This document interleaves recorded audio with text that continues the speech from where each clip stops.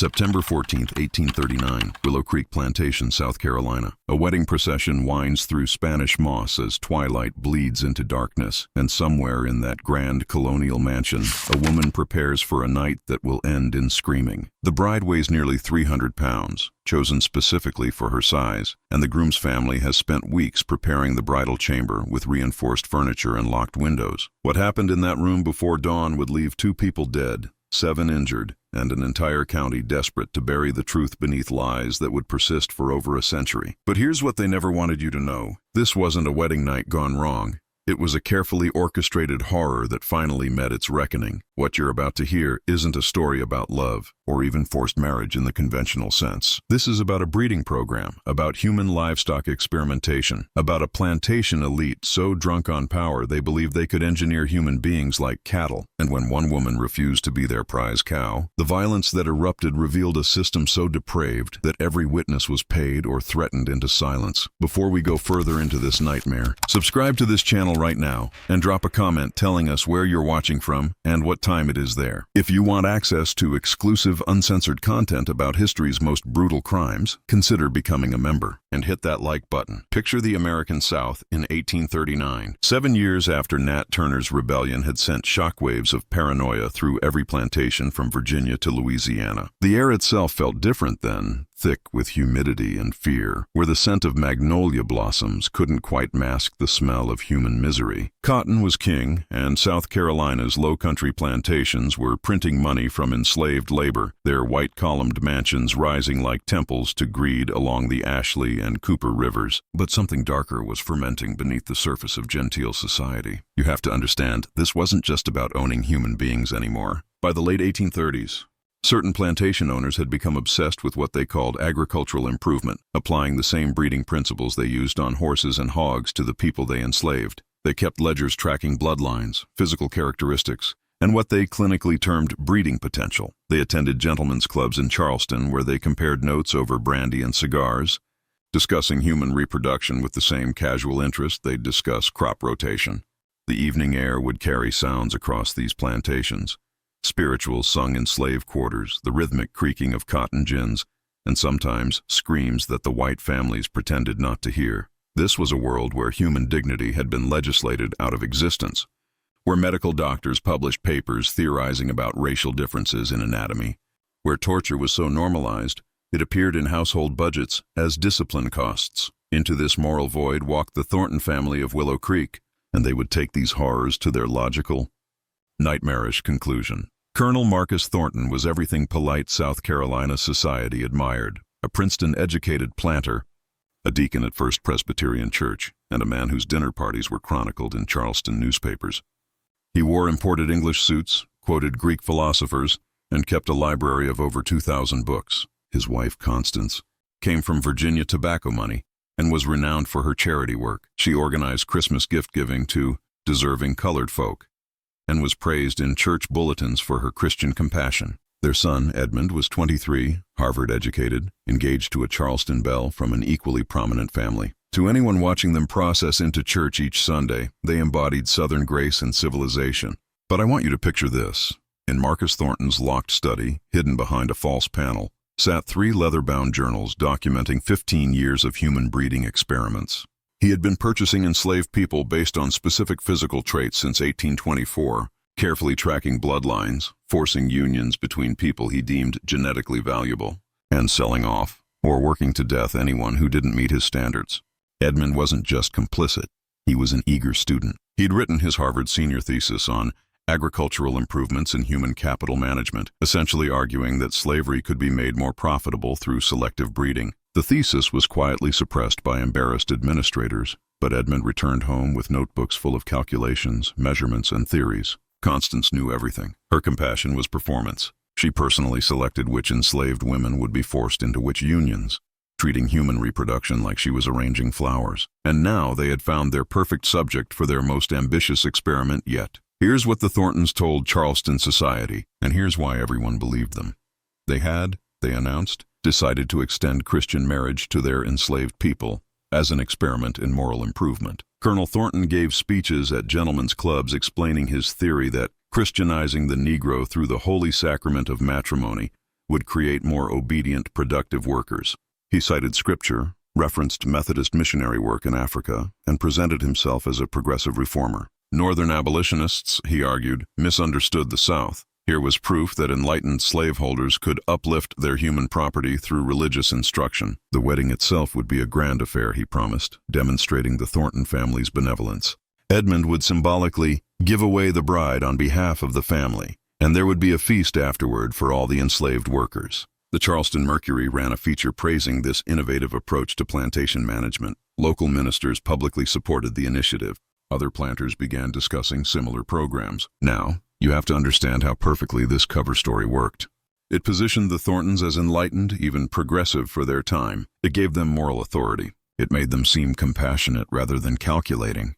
And most importantly, it provided the perfect excuse for what they were actually planning.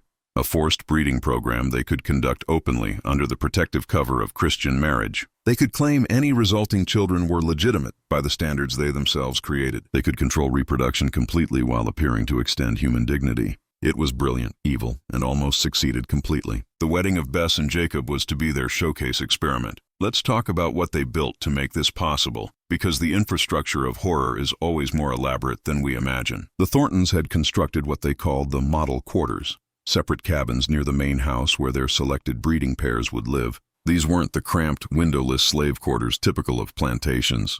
These had real beds, glass windows, even decorative touches. This was intentional. They wanted to create an environment that would encourage reproduction, that they could show to visitors as evidence of their humanitarian approach. But here's what visitors didn't see. The model quarters had locks on the outside of the doors. The windows, while glazed with glass, had bars hidden behind decorative shutters. There was an observation room in the main house with a sightline directly into these cabins. The Thorntons kept detailed medical records in a climate-controlled basement room they called the documentation chamber. Here they stored measurements, breeding records, medical notes from examining enslaved women to determine fertility, and journals tracking every forced pregnancy. They had hired a doctor, a man named Charles Meredith, who'd been struck off medical registers in Philadelphia for experimental surgeries on indigent patients, to serve as their personal physician. Meredith conducted examinations, forced enslaved women onto examination tables, took measurements that served no medical purpose, and provided the veneer of scientific legitimacy to what was systematic rape and forced breeding.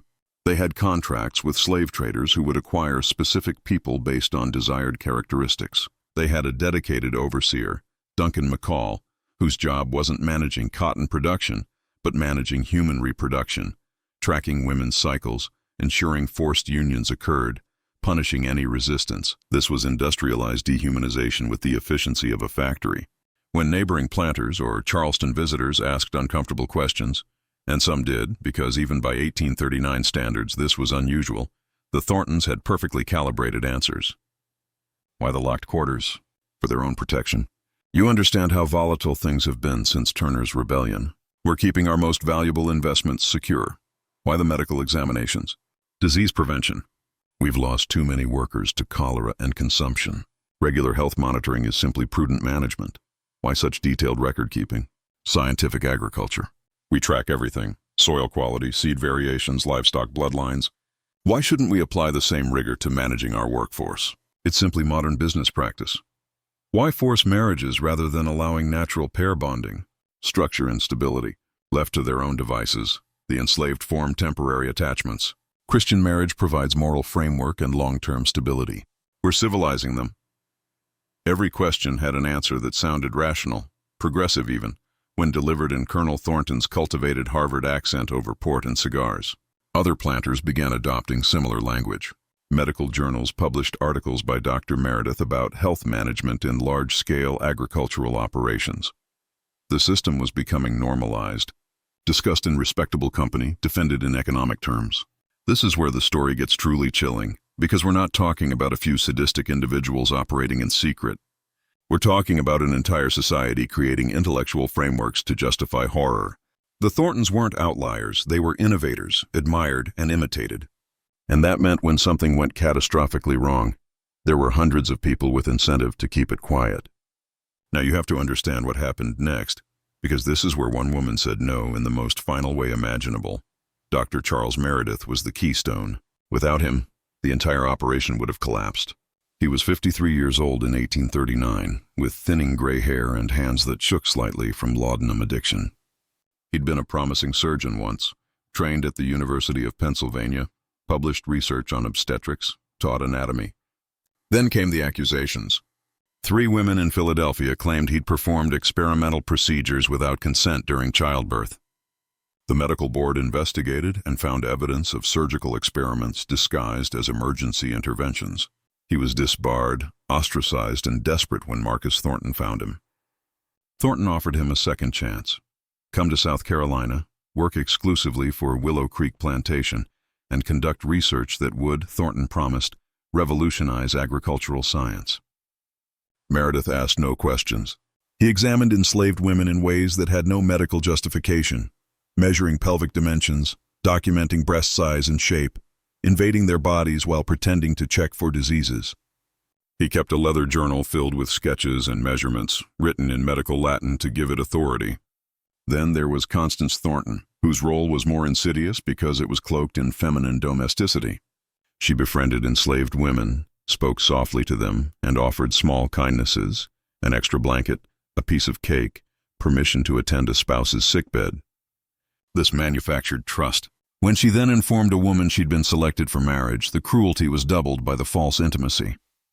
She personally supervised the preparation of the bridal chamber, selecting linens and arranging flowers as if decorating for her own daughters. She understood that horror is more effective when wrapped in familiar rituals. And Duncan McCall, the overseer, was simply a brute who'd found his perfect employment, a man who enjoyed exercising control over bodies, who enforced the program through threats and violence, and who kept meticulous records of his own. Bess was born on Willow Creek in 1815, which made her 24 on her wedding night. I want you to picture her clearly because she was a real person, not just a name in a document. She stood 5 feet 8 inches tall, unusually tall for women of that era, and weighed approximately 280 pounds. The Thorntons had been feeding her extra rations since she was 16, deliberately fattening her based on their theory that larger women would produce larger children who would become more valuable field workers. Bess worked in the plantation kitchen, where she had access to food and where her size was considered valuable for heavy lifting. She had a musical voice. Other enslaved people later testified she would sing while working, hymns mostly, in a soprano that seemed impossible from someone her size. She could read, taught secretly by an elderly enslaved man who'd been educated before being sold south. She had a quick mind and quiet dignity that unnerved the Thorntons precisely because it reminded them of her humanity. Jacob was 31, purchased 3 years earlier specifically for this purpose.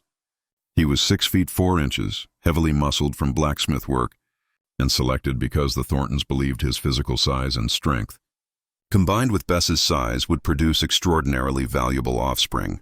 Jacob wanted no part of this.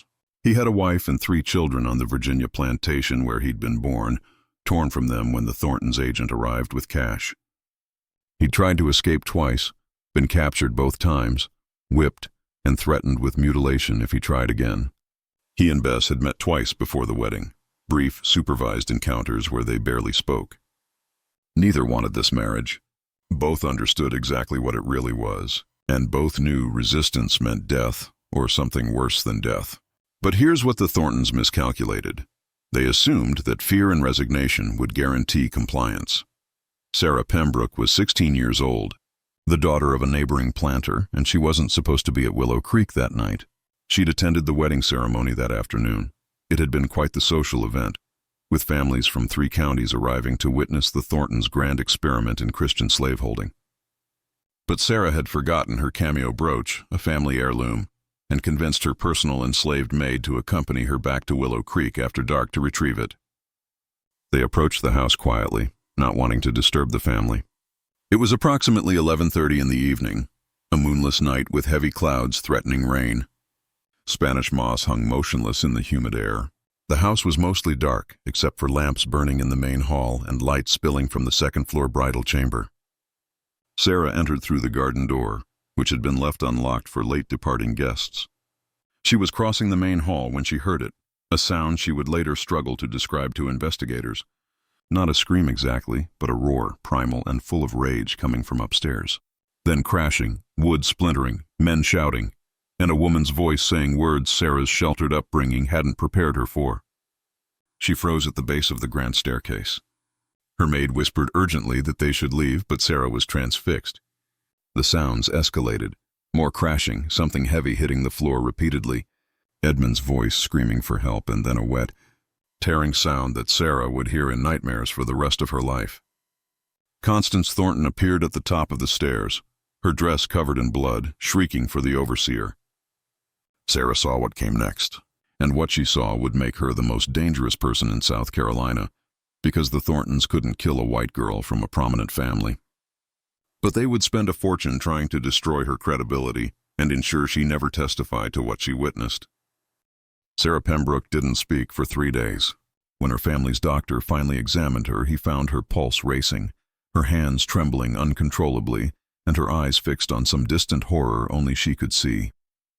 She'd developed what physicians then called hysterical mutism, what we'd now recognize as acute traumatic stress.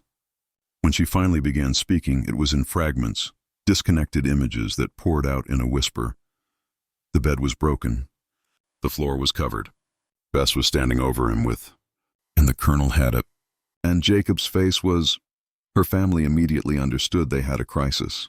Sarah had witnessed something at Willow Creek, something involving the Thorntons' prize wedding experiment, and whatever it was had left their daughter shattered. Her father, Richard Pembroke, rode to Willow Creek the next morning demanding answers. He was met by Colonel Thornton, Dr. Meredith, and the family attorney. The meeting lasted 4 hours behind closed doors.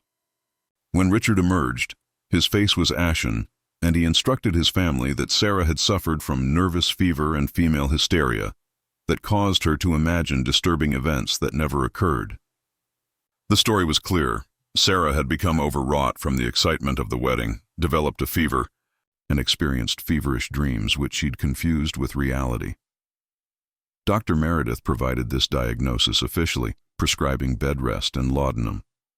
Sarah screamed that she wasn't mad, that she'd seen what she'd seen, but her protests were taken as further evidence of hysteria. Let's be real. This is how inconvenient truths were buried in 1839. Women, especially young women, could be dismissed as hysterical, emotional, unreliable. Sarah's testimony was nullified before she could even give it. Her own family, terrified of social scandal and potential legal liability, collaborated in silencing her. She was sent to her aunt's home in Virginia, away from South Carolina, away from anyone who might believe her story. The Charleston County Sheriff received a report on September 16, 1839, 2 days after the incident. The report, filed by Colonel Thornton himself, stated that there had been a tragic accident involving enslaved property at Willow Creek Plantation. 2 enslaved individuals had died, Jacob, the groom, and an enslaved woman named Ruth who worked in the main house. Edmund Thornton had sustained injuries requiring medical attention but was expected to recover. The report characterized the incident as a sudden outbreak of violence by Jacob, who had apparently become deranged and attacked multiple people before being necessarily restrained with fatal consequences. The sheriff, a man named William Cartwright who owed significant political debts to Colonel Thornton, conducted what he called a thorough investigation. This consisted of riding out to Willow Creek, interviewing Colonel Thornton and Dr. Meredith, viewing Jacob's body, and filing a report that concluded Jacob had experienced a violent mental break, attacked Edmund and others without provocation, and had been killed in self-defense by Duncan McCall, the overseer. Case closed. No inquest. No testimony from other enslaved witnesses. No examination of the bridal chamber or physical evidence. No interview with Bess, who had somehow disappeared from the official narrative entirely. The report made no mention of Sarah Pembroke.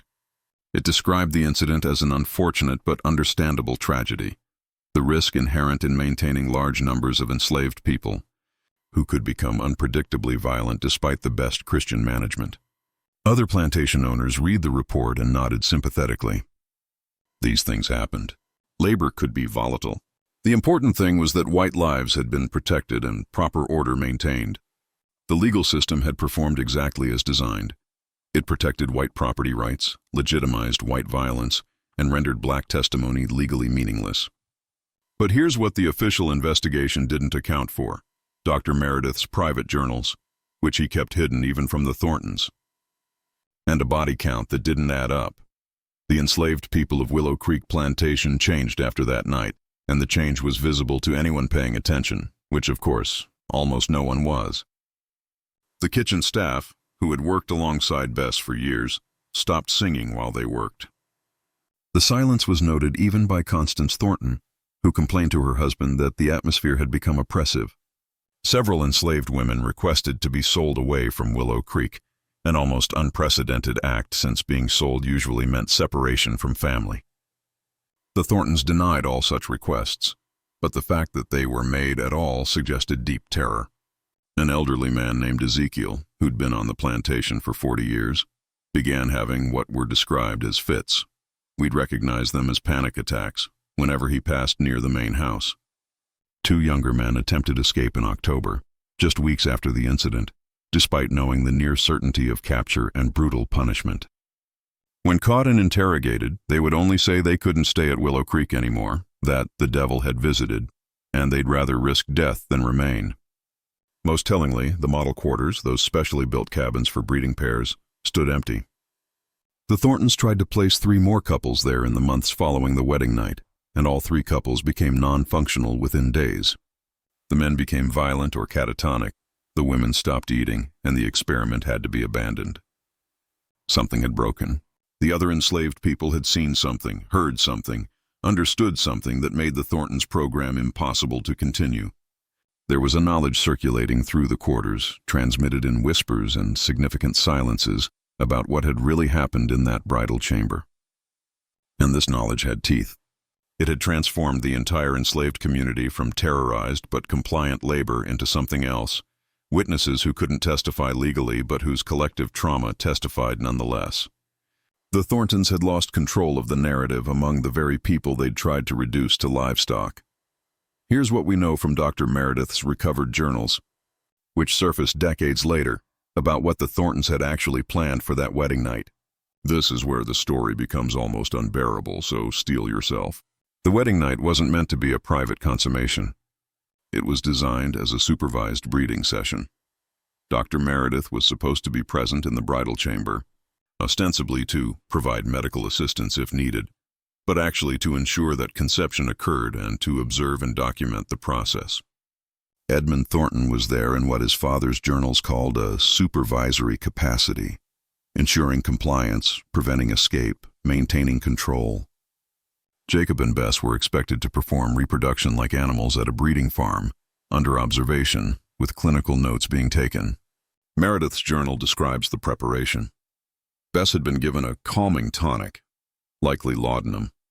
The room had been locked from the outside, and both Jacob and Bess had been explicitly told that refusal would result in immediate, severe punishment not just to them, but to other enslaved people they cared about.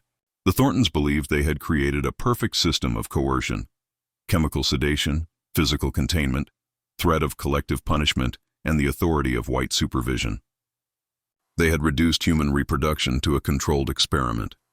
They had planned every detail except for one variable: human will. Because somewhere in Bess's drugged compliance and Jacob's forced submission was a core of resistance that no amount of planning could suppress. The toxicology in Meredith's journal suggests Bess should have been semi-conscious from the laudanum dose. But human metabolism varies, and Bess apparently metabolized the drug faster than anticipated. And when she regained full consciousness to find herself locked in a room with men who intended to treat her as livestock, something inside her made a decision that would echo through South Carolina history. This is where the story gets truly chilling, because what happened next was the moment when 3 human beings pushed to absolute extremity responded with an explosion of violence that nobody saw coming. Now I want you to meet Thomas Whitfield, because without him, this story would have been successfully buried forever. Thomas was 38 in 1839, a journalist for the Charleston Courier, and everything about his background made him an unlikely champion of truth. He came from a slaveholding family, had been educated at the College of Charleston, and by all accounts should have been a reliable member of the planter class. But Thomas had a problem. He actually believed in the principles of justice and truth he'd been taught in law school before switching to journalism. He'd covered courthouse proceedings for years and developed an annoying habit of asking inconvenient questions. He'd written pieces questioning the efficiency of slavery on purely economic grounds, which had made him unpopular but not quite ostracized since he framed everything in terms of white economic interests, rather than black humanity. When rumors started circulating about something extraordinary happening at Willow Creek Plantation, whispers about a wedding night gone catastrophically wrong, about bodies and blood and a prominent family trying to suppress information, Thomas started digging. His initial interest was professional curiosity, not moral outrage. He thought there might be a sensational story about plantation violence, the kind of thing that sold newspapers. But the more he investigated, the more he realized he'd stumbled into something that revealed the entire rotted core of the system he'd been raised to defend. Thomas had a personal stake too, though he kept it private. His younger sister had died during childbirth 2 years earlier, and her doctor had been Charles Meredith, before Meredith went to work for the Thorntons. Thomas had always suspected something wrong about her death. She'd been healthy, the pregnancy proceeding normally, and then suddenly she was gone, with Meredith providing vague explanations about complications. When he learned Meredith was involved in the Willow Creek incident, all his suspicions crystallized. This wasn't just a story. This was personal. And Thomas Whitfield, for all his privileged background, was about to risk everything. Thomas began carefully. He couldn't directly challenge the Thorntons without evidence. They were too powerful, too connected. So he started at the margins, talking to people who might know fragments of truth.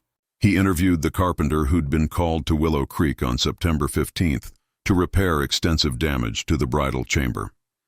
The carpenter described floors covered with blood that had soaked into the wood, a bed frame snapped completely in half, walls with gouges suggesting something heavy had been thrown repeatedly, and a door torn literally off its hinges from the inside.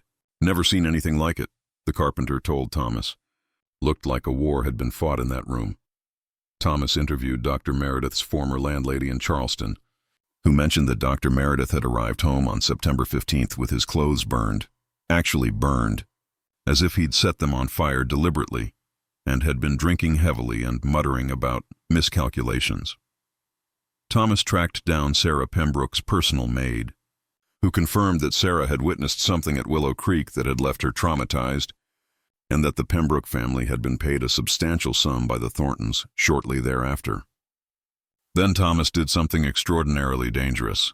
He began interviewing enslaved people, knowing that their testimony had no legal standing but might provide factual information.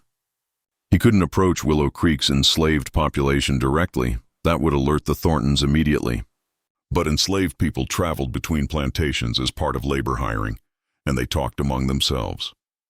Thomas cultivated sources, paid for information, and slowly assembled a picture of what had happened. What he learned was that Bess hadn't died in the bridal chamber.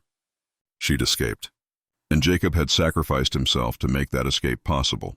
The question was, where was Bess now, and could Thomas find her before the Thorntons did?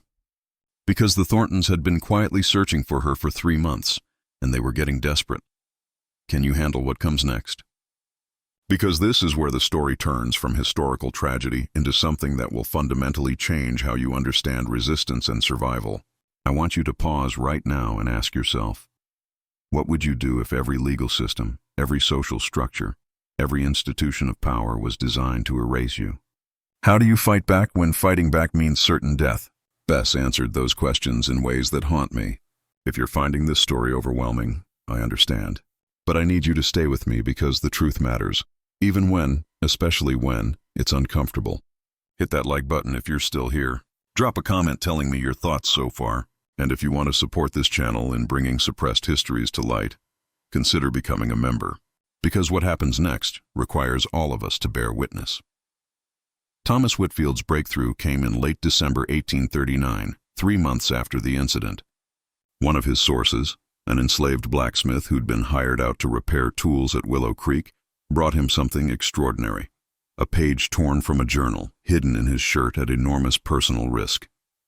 The page was in Dr. Meredith's handwriting, dated September 14, 1839, and it was clinical, horrifying, and undeniable. Meredith described his presence in the bridal chamber, detailed the laudanum dose given to Bess, noted Edmund Thornton's role in maintaining operational control, and described Jacob's resistance. Subject refuses cooperation despite threats. Physical coercion initiated by E. Thornton and D. McCall. Female subject regains consciousness prematurely, displays unexpected resistance. Situation deteriorating rapidly. The entry ended mid-sentence, suggesting chaos had interrupted the documentation, but there was more. The blacksmith told Thomas about a midnight conversation he'd overheard between Duncan McCall and another overseer. McCall had been drunk, and he'd described what happened in that room in graphic detail. How Bess had fought with a strength that seemed impossible. How Jacob had turned on Edmund and McCall when they tried to restrain Bess. How Jacob had been shot twice but kept fighting, buying time for Bess to smash through the bedroom window and disappear into the night. Jacob went down like a legend, the blacksmith told Thomas, tears in his eyes. He knew he was dying, but he gave her a chance. And she took it. Thomas now had documentary evidence of the Thorntons' breeding program, eyewitness testimony of what occurred in the bridal chamber, and the most important piece of information: Bess was alive. The manhunt for her was still active. The Thorntons had hired slave catchers who were working quietly, searching surrounding counties. If Thomas could find Bess before they did, he would have a living witness whose testimony could expose everything. Let me tell you about Bess's escape, because it was the kind of desperate, brilliant improvisation that defies Hollywood imagination. She'd gone through a second-story window wearing only a nightgown, cutting herself badly on broken glass, and dropped 15 feet to the ground, injuring her ankle. She was nearly 300 pounds, injured, and on a plantation where she'd lived her entire life and knew every inch of ground. She had minutes before they realized she was gone and released the dogs. She ran, limping, bleeding, not toward the road or the swamp where they'd expect fugitives to flee, but toward the plantation cemetery, a rarely visited plot where enslaved people were buried in unmarked graves. She'd helped to dig those graves. She knew there was a maintenance shed there, and that she'd had a root cellar beneath it where bodies were temporarily stored during yellow fever outbreaks, when the ground was too waterlogged for immediate burial. It was a nightmare refuge, dark, smelling of death, with earthen walls that wept moisture. Bess climbed down into that cellar, pulled the trapdoor closed above her, and went still. She could hear the dogs baying in the distance, hear men shouting, and she waited in absolute darkness, surrounded by death. For 3 days she hid there, without food, drinking condensed moisture from the walls, fighting infection from her cuts, listening to search parties pass overhead. On the 4th night, an elderly enslaved woman named Rachel, who'd been Bess's friend since childhood, came to the cemetery ostensibly to tend graves. Rachel brought food wrapped in cloth, clean bandages, and a whispered plan. The Underground Railroad had stations in South Carolina, Rachel told her. Dangerous, uncertain, but possible. That night, hidden in a cart loaded with cotton waste, Bess began a journey that would take her 3 months and over 400 miles north. When Bess finally reached Philadelphia in January 1840, she was 90 pounds lighter, scarred, and traumatized in ways that would take years to even begin processing. The Pennsylvania Anti-Slavery Society provided her shelter, medical care, and crucially, believed her story. Abolitionist leaders recognized immediately that Bess represented something extraordinary, a survivor of slavery's most depraved aspects who could testify to horrors that most Northerners considered exaggerated abolitionist propaganda. They wanted her to speak publicly, to give testimony that could galvanize anti-slavery sentiment. But here's the reversal that nobody anticipated. When abolitionist lawyers began preparing a potential case, possibly charging the Thorntons with kidnapping, assault, or conspiracy if they could establish federal jurisdiction, they discovered that Southern political power extended far beyond Southern borders. Congressmen from South Carolina visited Philadelphia. They met with Pennsylvania politicians. They invoked the Fugitive Slave Act of 1793, arguing that Bess was stolen property who must be returned. They threatened interstate commerce disruptions. They promised political retaliation. Northern merchants who traded with Southern planters suddenly wanted this problem to disappear. Even some abolitionists worried that pushing too hard on this case might trigger a political crisis that could fracture the fragile Union. Thomas Whitfield, who had traveled to Philadelphia with his evidence, and with Sarah Pembroke, who had finally broken free of her family's control and insisted on giving her testimony, found himself in a surreal situation. They had a survivor, physical evidence, eyewitness testimony, and undeniable proof of horrific crimes.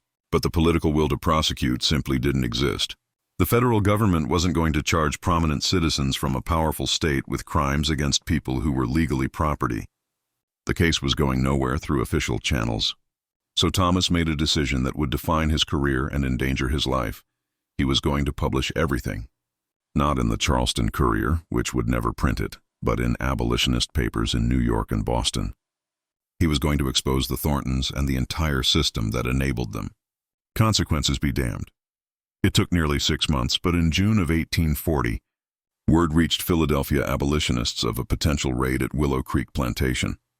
Thomas Whitfield coordinated carefully with Northern allies, securing legal cover and sympathetic local officials. On the morning of June 14th, a team of marshals, armed with court orders thinly veiled as tax enforcement, arrived at Willow Creek. They had to move quietly. Rumors suggested the Thorntons had buried or destroyed incriminating evidence. When the first locked doors were forced open, marshals encountered the model quarters, the so-called humanely arranged cabins. What they found was far worse than anyone imagined. Inside one room, remnants of medical instruments lay on blood-stained floors. In the documentation chamber, the climate-controlled records revealed meticulous notes, measurements of enslaved bodies, charts of pregnancies, and journals chronicling resistance, injuries, and deaths. Dr. Meredith's leather-bound journals, hidden behind false panels, were recovered, each page documenting forced procedures, laudanum dosing, and calculated breeding sessions. It was a chamber of horrors, a human experiment disguised as plantation management. The air was thick with the odor of old blood, antiseptics, and decay. In some rooms, mattresses were torn to pieces, walls gouged, and the floorboards splintered, evidence that Bess and Jacob's defiance had literally shattered the Thorntons' control. This raid confirmed what Thomas and the Northern papers had claimed for months.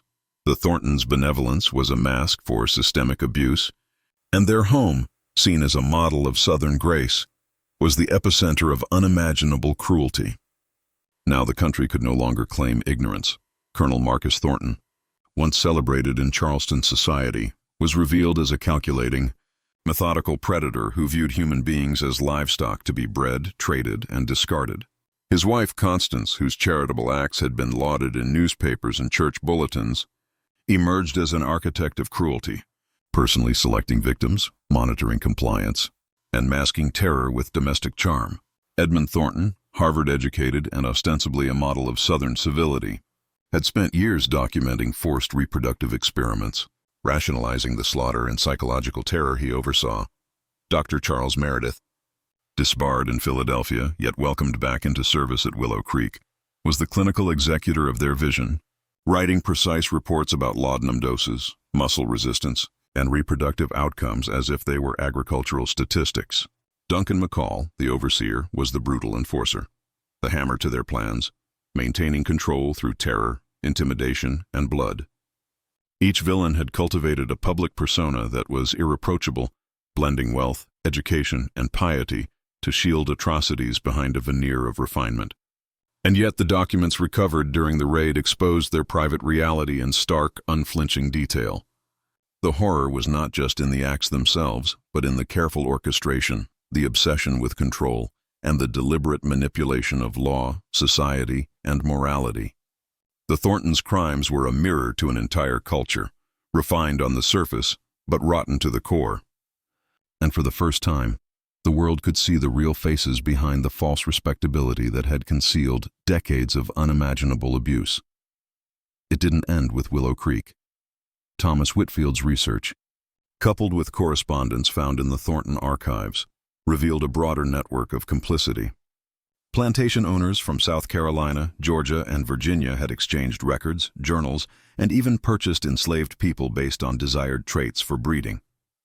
Letters detailed best practices for controlling pregnancies, managing resistance, and maximizing labor value, showing a systematic industrialization of human breeding that spanned state lines.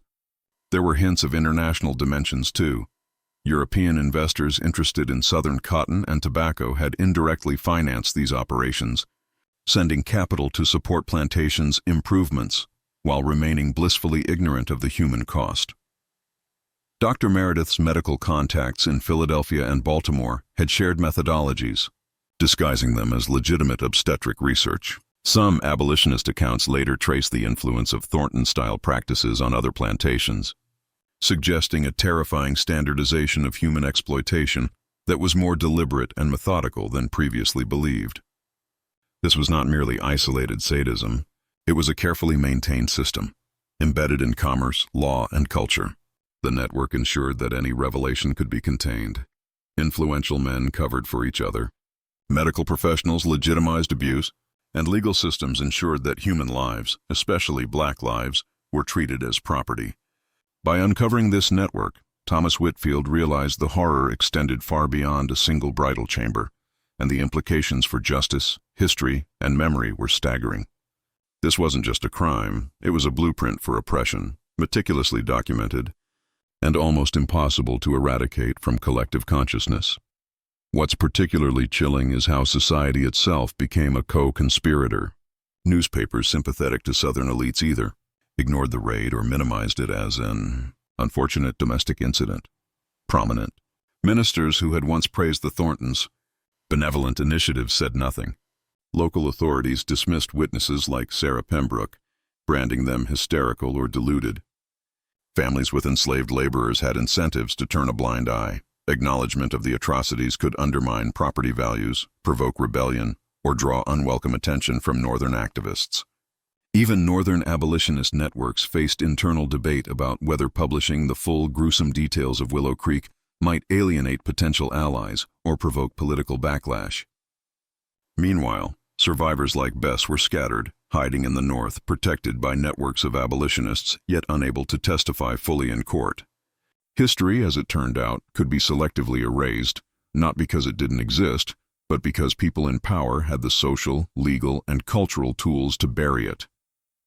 This conspiracy of silence allowed the Thorntons' crimes to ripple outward unchecked, shaping perceptions of Southern benevolence for decades.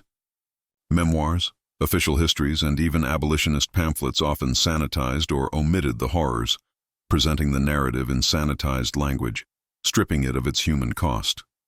And yet, whispers persisted in oral histories, letters, and hidden journals. The truth existed in fragments, accessible only to those willing to look beyond social etiquette, legal obfuscation, and genteel morality.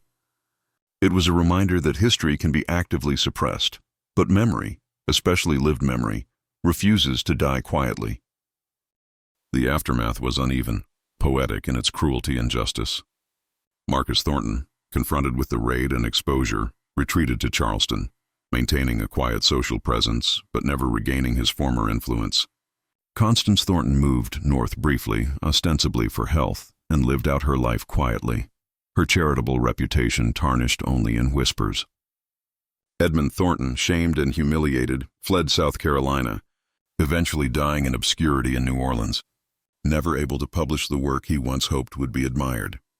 Dr. Charles Meredith, disgraced beyond repair, disappeared from public records shortly after the raid. Rumors suggested he returned to Philadelphia under an alias and continued minor medical practice, but he was never prosecuted. Duncan McCall faced indictment for assault and manslaughter in absentia. He was eventually tracked to rural Georgia, where he lived under an assumed name, dying from illness decades later. Bess, the true hero, lived under assumed names along the Underground Railroad, becoming a midwife and mentor to countless escaped enslaved individuals. Thomas Whitfield continued his journalism, publishing exposés of Southern abuses, his reputation cemented as a man willing to challenge the most powerful and the most dangerous. Sarah Pembroke returned to her family but kept her story alive in private letters and memoirs. In the end, the legal system failed most of the victims, but courage, persistence, and the act of recording truth ensured that justice of memory, if not law, was achieved. The Thorntons may have survived socially for a time, but history never forgave. The Willow Creek incident serves as a grim reminder of how power, wealth, and pseudoscience can combine to dehumanize. It underscores the dangers of treating people as property, objects, or variables to be manipulated. For generations, Bess's story remained a footnote, almost erased, a cautionary whisper in the annals of Southern history. Yet it highlights the strength of human resilience and the capacity for defiance under extreme oppression. The moral is stark. Systems of abuse thrive on silence, complicity, and the veneer of respectability. When those systems are challenged, the act of witnessing, recording, and sharing truth becomes revolutionary. Willow Creek also transformed historical investigation itself, showing that uncovering buried atrocities requires courage, persistence, and willingness to confront societal denial. The legacy of Bess and Thomas Whitfield continues to echo. In the courage to resist, in the moral imperative to bear witness, and in the understanding that even the most meticulously planned systems of control can be shattered by human will. History isn't just written by victors, it's preserved by those who refuse to let horror go unrecorded. And finally, it asks us to reflect on our own moral choices. What would we do if confronted with injustice so systemic, so calculated, that our silence alone would become complicity? Could something like Willow Creek happen today? Could modern institutions, governments, or corporations conceal horrors under a veneer of legitimacy while countless voices are silenced? As you ponder that, I want you to engage, not passively consume. Comment below with your thoughts, subscribe, and share this story so that the lessons and the memory of those who suffered aren't lost again. Remember Bess, Jacob, Sarah, and Thomas. Remember that ordinary courage can confront extraordinary evil. Our next story will take us to a hidden prison island in the Caribbean, where a colonial experiment in human labor and medical testing left a trail of death and secrecy that lasted decades. And trust me, you've never heard anything quite like it. This isn't just history. It's a warning, an unflinching look at the cost of power unchecked, the consequences of complicity, and the quiet heroism that can emerge from the darkest nights. Stay alert, stay curious, and remember that history's shadows are never as distant as they seem.